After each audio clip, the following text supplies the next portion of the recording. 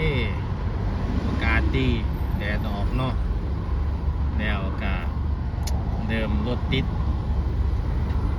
แดดออกเมื่อไรนี่แปลว่ารถจะติดรถก็บอกเข้าใจนี่แม่นคนทางที่ว่าแดนเข้าไปในเมืองเนาะแดนเข้าไปในเมืองรถติดหลาย3 เลนเนาะตัวนี้3 เลนแลนเข้าในเมืองไปทางแคมป์ทะเลเนาะในเมืองแคมป์ทะเลเรากำลังจะไปงานเนาะกำลังไปงานรถก็เลยติด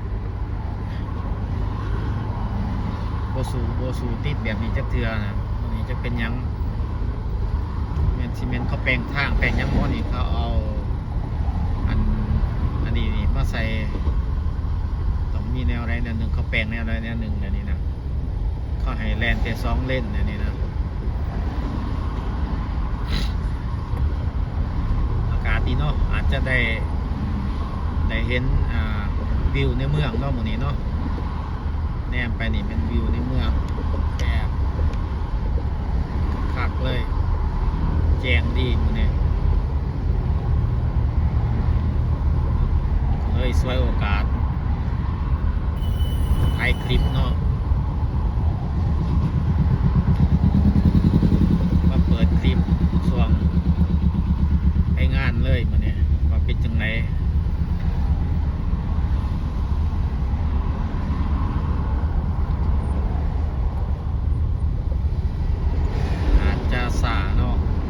จะไปหอนงานสาวันนี้เขางานสากันนี่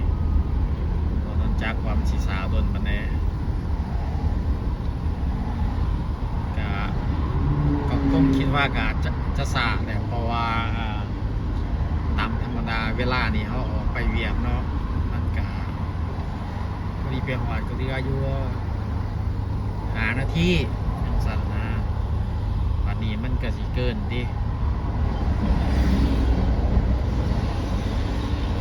ใส่เวลาแลนรถประมาณ30 นาทีอยู่แล้วประเทศนี้บัดมาสายจังสีแล้วกับซีเมนต์ของงานสาการอันนี้ตัวมือนี่ก็เป็นทุกงานที่น้องก็ตามคนทางนี่อันนี้ก็สิคล้ายๆคือว่าสิว่าดวนก็ว่าเมียนในน้องดวนแต่เป็นบางจุดบางหม่อง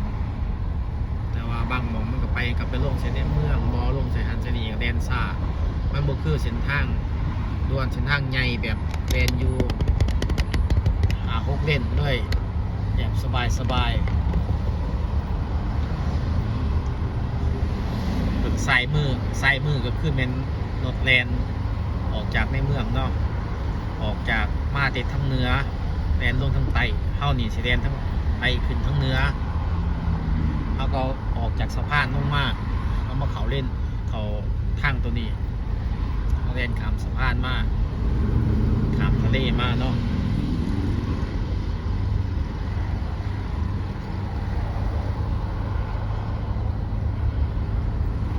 ตามกันไปเบิ่งนำเนาะตามกันมาเบิ่งว่า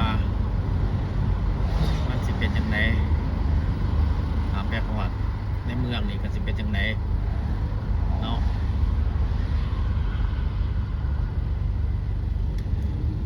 ตัวไส้มือนี่พี่น้องแมนตัวก็ขาวเป็นคืออันนี้จูราฟเป็นคืออันนี้นี่มันคือข้อหารข้อนี้เป็นตัวยกคอนเทนเนอร์มาแต่ต่างประเทศเนาะมาแต่จีนมาแต่ไซบอมาทางเรือทะเลเนาะคนทรงเขามาอยู่นี่เนาะ เดี๋ยวเอาออกจากนี่ก็เป็นรถทรัคใหญ่ไปแกเอาเนาะ รถพ่วงรถจัง ไปแกเอาเดี๋ยวกลับไปส่งแต่ละมองแต่ละห้องงานบอมียังกันนะ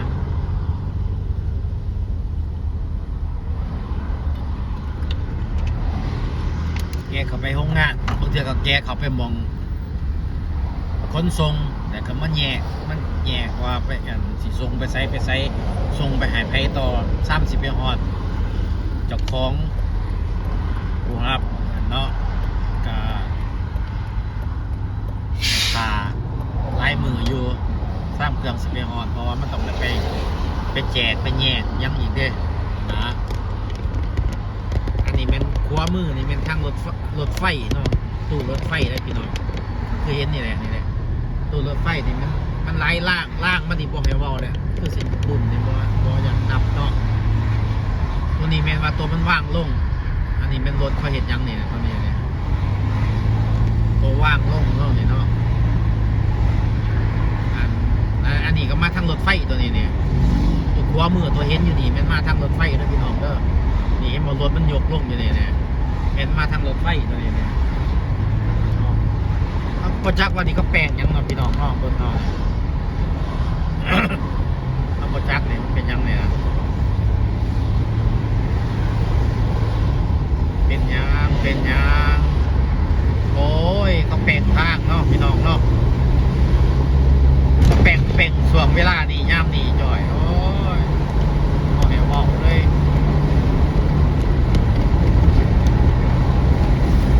โอเค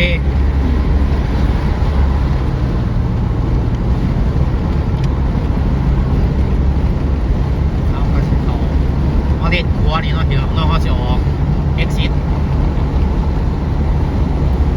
อันนี้ไม่คือสนามกีฬาเนาะตรงสีขาวนี่พี่น้องสีขาวกับสีอันนี้นี่อยู่เบื้องนี้นี่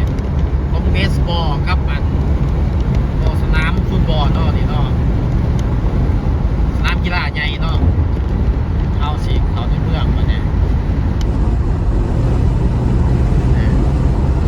เที่ยงไปครับเมืองเอาคลิปนี้เขาสิไทยยาวไปเลยจนบอกว่าจะว่าสิฮอดโรงงานมันเนาะมันฟิตในเมืองแล้วเขาจังสีจบคลิปเนาะแต่ว่าเขาค่าขับรถเขาจะจับยกกล้องยกโทรศัพท์กล้องขึ้นไทยทะเลให้เบิ่งแต่ว่ามันก็ค่ามือเนาะเบิ่งเขากับสีร่องเขาจอดรถอยู่นี่นะเขากับสีร่องอันนี้เบิ่งว่าเป็นยังไง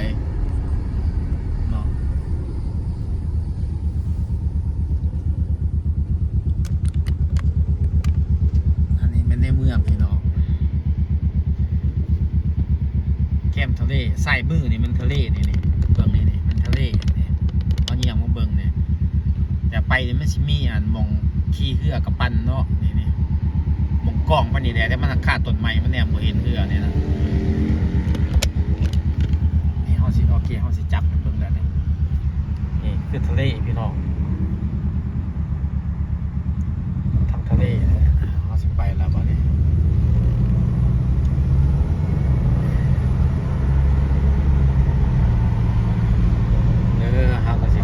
ขับไปเลยแต่ว่ามาหอทางนี่แลนบ่ไหวมันทาง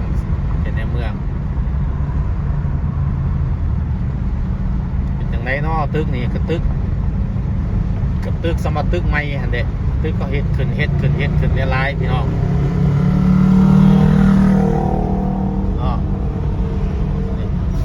ก็เคยเฮ็ดงานอยู่ไทยในนี่แหละตะกี้ปี1990นี่แหละตะกี้ก็บ่เป็นจังซี่หรอกหลังจากนั้นมาเขาก็ก่อสร้างขึ้นอันนี้ใส่มือนี่พี่น้องใส่มือนี่เป็น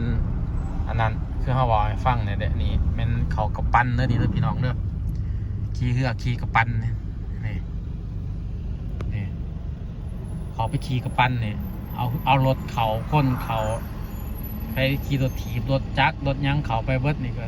ขึ้นไปรถธรรมดาคันหนึ่งสิประมาณ30-40 เหรียญนี่แหละแต่ว่ารถทรัคซ้ำกลางก็สิ60นะไปตามขันตามอันนี้เนาะเพราะว่าเขาก็เฮ็ดไม้มองอันนี้เขาก็เฮ็ดไม้มองอันนี้ลงไปเฮือนี่นะสถานที่เฮือนี่เขาก็เฮ็ดไม้นี่ครัวทั้งหน้านี่เป็นไม้เบิดนี่ก็มีครัวขามให้คนยางขามมาในเมืองเนาะคนยางขามมาทั้งในเมืองก็ลงเขามาขี่ยางขามครัวมานี่นะก็ยางเขาไปใส่ตัวทึ่งๆนี่ดอกแล้วก็อันนั้นนี่ ไปซื้อปีซื้อหยังอันนี้มองดินเนาะเบิ่งนี่มันมีสิ่งสามีหยังก็มองโรลโคสเตอร์บ่มีหยังก่อนนี่โตอันคือเป็นหยังนี่สิ่งสาที่อันนี้นะมองค่อยอยู่แคมป์ทอรี่รถตัวนี้นะปินอยู่นี่นะเห็นบ่อันนี้มงคลบ่ดินจะบ่ฮอดพุ่นแหละ11-12 โมงเที่ยงคืนพุ่นแหละเขาก็ยังมายางอยู่นี่นะคนมาแต่ทั่วทิพย์ทั่วแดนเนาะพี่น้องเนาะเขาก็สิ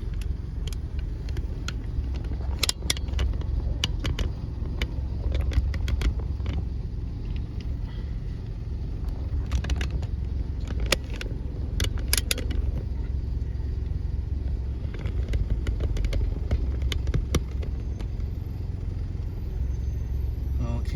วันนี้เป็นฮอด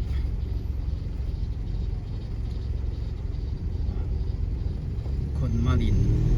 มาจอดรถมาเห็นนี่แหละมองขั้วมือนี่แม่นมองเขาเห็นเดียวเป็นมาเห็นน้ำโรงแรมเนาะตะกี้นี่เห็นบ่มองดินเที่ยวพี่น้องมองเลาะดินคนเลาะดินเนี่ยบ่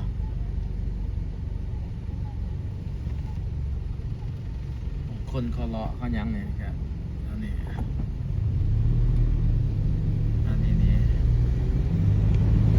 ยืนถือไปนี่บอกเพราะท่า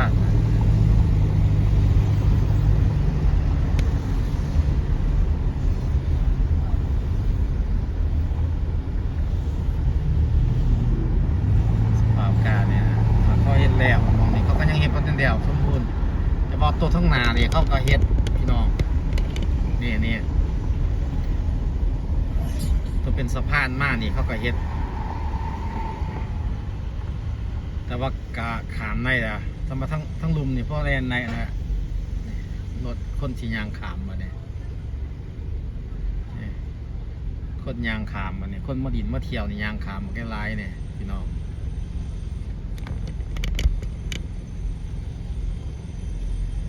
ดินมาเที่ยวยางขามมากลายหนึ่ง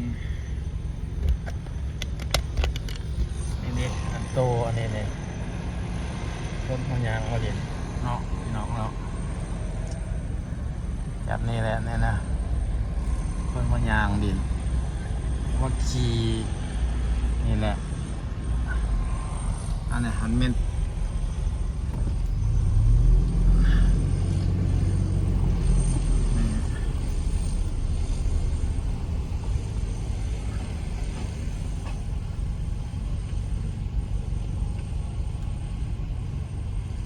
ตึกนี่ก็มีที่เทิงนี่มันเถอะก็มีคนอยู่อยู่นี่เลย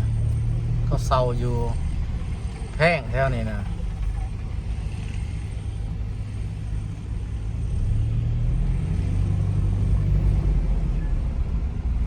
จัดราคาหลายปานใดนี่ตึกใหม่พี่น้องตัวก็เห็นใหม่อะไรนี่นะกระสิจับที่นี่คือสะพานใหม่นี่ตัวทั้งหนาทั้งเทิงนี่พี่น้องเม็ดใหม่ตัวนี้มันก็ใส่แก้วตัวนี้เนี่ยใส่แก้วตัวนี้มันก็ยางมาที่ทั้งเทิงคนตลาดน้ำนะที่เทิงนี่เป็นตลาดน้ำยางลงมาเทิงยางลงมาเนี่ยมันเป็นคันไดมองนี้เป็นคันไดมันต้องเรียบเลยยางขึ้นยางมันมีลิฟต์มีลิฟต์แต่กับคันไดมันก็เฮ็ดมองทางลงไปใส่แคมป์ทะเลเลยหรอแล้วก็ยางลงแน่แล้วก็ขี่รถลงแน่ไปจอดอยู่นุ่มเนาะพี่น้องเนาะก็ประมาณนี้แหละมื้อนี้เฮาก็สิได้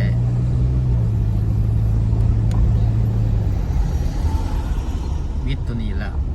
นี่คือมองเนี่ยรถเขาเลี้ยวซ้ายนี่เป็นก็สิลงไปทีเดียวเฮาก็อยากลงไปเบิ่งว่ามันไปฮอดไสไปนี่จังได๋มองในยุกองนี่ก็เป็นมองอันนี้โอ้เขาเห็นครับเขาก็ใส่ฟ้าแบบนี้ตันพี่น้องใส่ฟ้าตันแต่ก็อันนี้ก็เป็นมองยังก็มองขี่มองเงียวเนาะเอามาไว้รถเก็บงามอยู่เขาเห็นนี่เลยเขาก็ใส่ตะนางแล้วก็สปอร์ตเด็กเขาก็เอาอันนั้นมา จับใส่เขาก็เฮ็ดหมองมาเนี่ย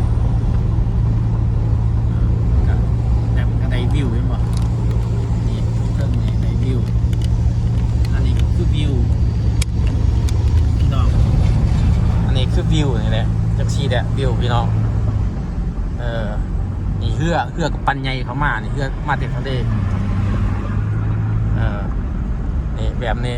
แต่ว่าเนี่ยไปเห็นแต่ปลายมันน้อยเดียวเฮือกับปันใหญ่นี่อันนี้คือเห็นบ่เฮือกับปันเห็นบ่หั่นน่ะเห็นบ่เอาเนี่ยบุกบ่ได้เอาข้าวเบิ่งอันนี้เนาะเฮือกับปันแบบนี้เลยเนาะพี่น้องเนาะอันนี้มันก็สิเขาก็ยังอยู่ในเมืองแต่ว่าหักวิดมองอันคนอันนี้ร้ายแหละอันนี้ก็พอดีมองเอาอันนี้ก็คือมองเข้าอยู่อันนี้เนี่ยเป็นคอนโดเป็นยังพี่น้องคือคอนโดห้องนอนเดียวบ่แม่นห้องนอนนะเป็นสตูดิโอนะเป็นบ่แม่นห้องนอนแปลว่าร่วมเบิดเป็นสตูดิโอเป็นยังบ่มีขันเป็นห้องนอนนะมีแต่ห้องน้ำของครัวแล้วก็ห้องรับแขกห้องนอนยังอยู่หม่องเดียวกันว่านะสตูดิโอนะแล้วก็ประมาณ800-900พี่น้องระว่างนี่แหละโอ้แต่ว่ากับโปรจักเลยเนาะสภาพการคนเฮานี่นอนก็นอนได้อยู่แต่ว่ามันอยากอึดอัดย้อนยังเพราะมันกันแบบแล้วแต่แบบว่าเฮาจะอยู่แบบครอบครัวก็อย่าว่าดูอยู่ด้วยแบบว่าตัวเองคนเดียวหรือ2 คนการจอดรถจอดล่างกับมีมันจำกัดเนาะว่าเฮาสิอยู่หลายอยู่น้อยแล้วก็คนไปคนมากก็ยากเนาะคืออันนี้คนเอเชียคนลาวคนนี้เฮาจะมักแบบอยู่คือตัวเองนี่มักอยู่แบบจอดรถก็ให้หลายๆคันแน่เพื่อหมู่กองมาอันนี้พอได้จอดแต่ยังเลยก็พอได้พักได้เช้าอยู่นำกันเนาะได้มาหาสู่กันก็โอเคนะโอเคพี่น้องนี่แหละอันเฮากับมาฮอดสนตัวนี้เดี๋ยวเฮาสิทายไปอีกเจอว่าฮอดทางสิฮอดขึ้นไปทางเฮาสิไปเฮ็ดเวียกเนาะ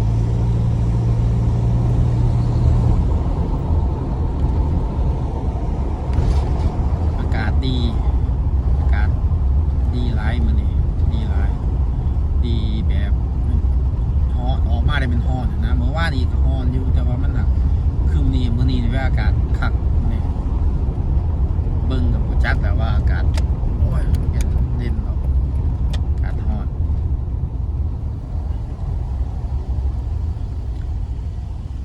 อากาศอยู่เมืองนี่เนาะถ้ามันบ่สู่ฮ้อนนะอากาศบ่สู่ฮ้อนมาได้บ่ฮ้อนปึ๊บโลดเอาพี่น้องฮ้อนน้อยเดียวนึงก็อยากยากเพราะว่าแบบมันปรับบ่ทันมันบ่ลึงนะมันต้องไปเดี๋ยวเย็นเดี๋ยวร้อนเดี๋ยวนี่อยู่เป็นจังซั่นน่ะมันบ่คืออยู่หม้องอื่นเนาะคือจังซี่แหละเฮาอยู่สิเย็นเนี่ยนึงเดี๋ยวเฮามาบ่ถืออากาศอุ่นปรับเดี๋ยวแบบเฮาแบบคือเป็นหวัดเป็นหยังเลยย้อนว่าอากาศมันเปลี่ยนปรับมันบ่คอยแบบอันนี้ไปบ่เลยจังได๋ถ้ามันฮ้อนก็ฮ้อนไปเลยเฮาก็ฮ้อนสม่ำเสมอไปมันก็แค่แน่อันนี้มันบ่เป็นสม่ำเสมอมันเปลี่ยนเดี๋ยวมื้อนี้เปลี่ยนเดี๋ยวมื้ออื่นก็เปลี่ยนเนี่ยบ่คักปานใดอันนี้มันก็ยังแม่นถนนต่อกันอยู่กับแม่นถนนชื่อถนนใหม่เนาะแต่มันยังต่อกันมาชื่อเลยผ่านในเมืองผ่านยังมานี่ก็ไกลในเมืองมาแล้ว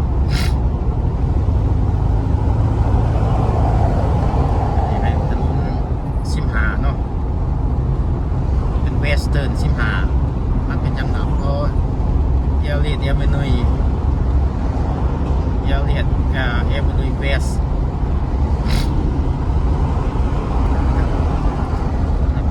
ต่อกันหลายสื่อต่อกันมากต่อมาเปลี่ยนสื่อ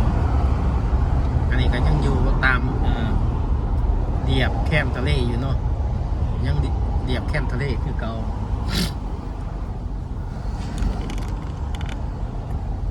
นี่กับตึกไม้นี่ใส่มือดำๆเนี่ย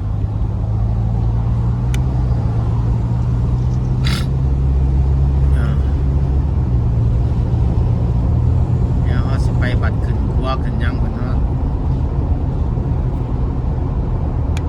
ไปแล้วเขาสิบัดฮอดวงเวียกเขาสิฮอดวงเวียกเขาแล้วเขาจังสิ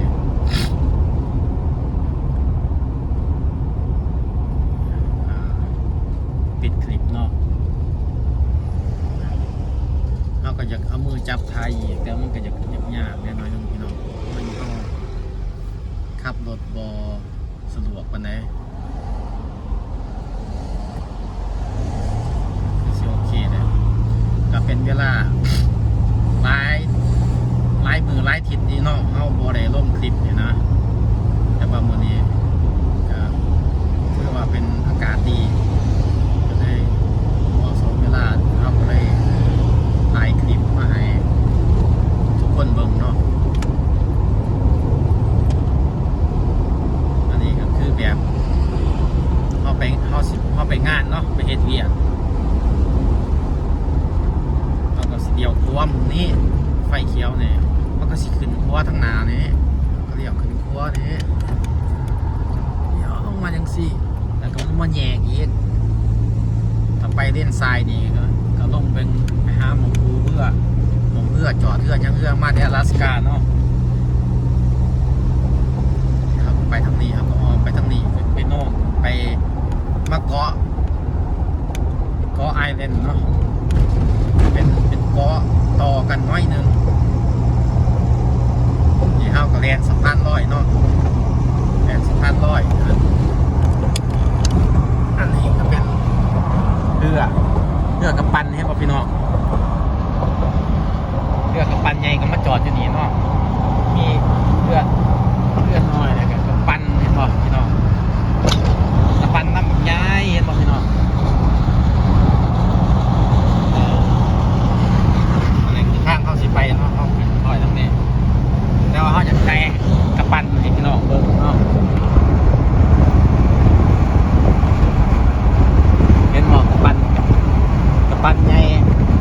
กับโบใหญ่ปานไหนตัวนี้มันก็ประมาณน้อยนึงว่าซะโบใหญ่แท้ใหญ่ดีนะเนาะมาไทยยัง4ครับอันนี้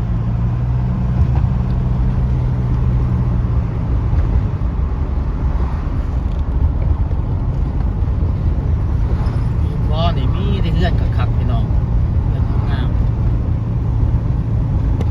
ในราคานี่ก็สิตกอยู่ประมาณ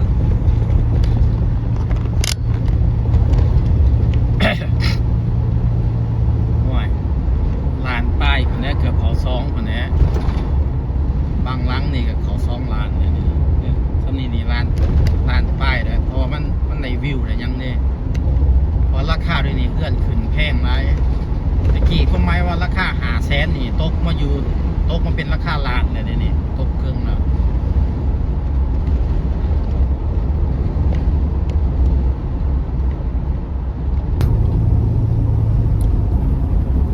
โอเคพี่น้องเข้ากับมาฮอด